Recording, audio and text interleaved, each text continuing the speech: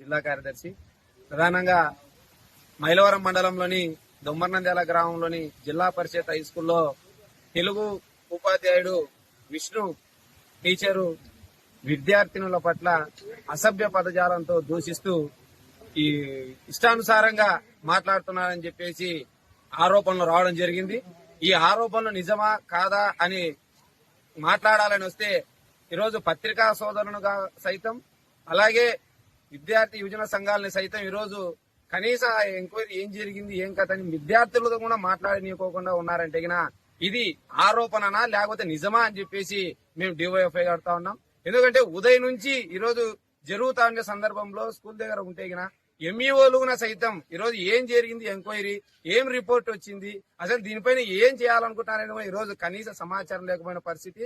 ఉన్నటువంటి సంబంధిత school HM గాని అలాగే సాటి ఉపాధ్యాయులు గాని ఈరోజు సంబంధిత ఉపాధ్యాయుని వివరణ అడగాలన్నా గాని అసలు నిజంగా ఈరోజు మాట్లాడా అసభ్య పదజాలంతో మాట్లాడారా లేకపోతే లేదా అనేది కనీసం అయిపోతా కూడా మాట్లాడలేదంటే ఈరోజు ఇది ఏ స్థాయిలో ఈరోజు ఇక్కడ స్కూల్లోకి రానిలేదనేది అర్థమవుతోంది. ఈరోజు అంతేకాకుండా జరిగిన సమాచారం ఈరోజు విద్యార్థుల పట్ల అసభ్య పదజాలను మాట్లాడేది నిజమా అని చెప్పేసి అమ్మాయిల విషయానికి వస్తే ఈరోజు ఎంఈఓలు గాని స్కూల్ సిబ్బంది గాని పొంతలేని సమాధానంతో మిడ్ డే మీల్స్ మీద మాట్లాడడం లేదంటే ఇతర విషయాల మీద మాట్లాడడం అనేక రూపాల్లో మాట్లాడడం జరుగుతుంది.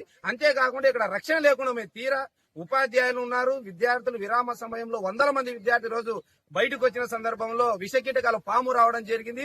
అదృష్టవశాత్తు ఎవరికి పాము కరవలేదు కాబట్టి ప్రమాదం జరగలేదు కాబట్టి సరిపోయింది. అదే ప్రమాదం జరిగింటే దాదాపు విద్యార్థులకు ఎవరు బాధ్యత వహిస్తారని చెప్పేసి మేము అడుగుతున్నాం.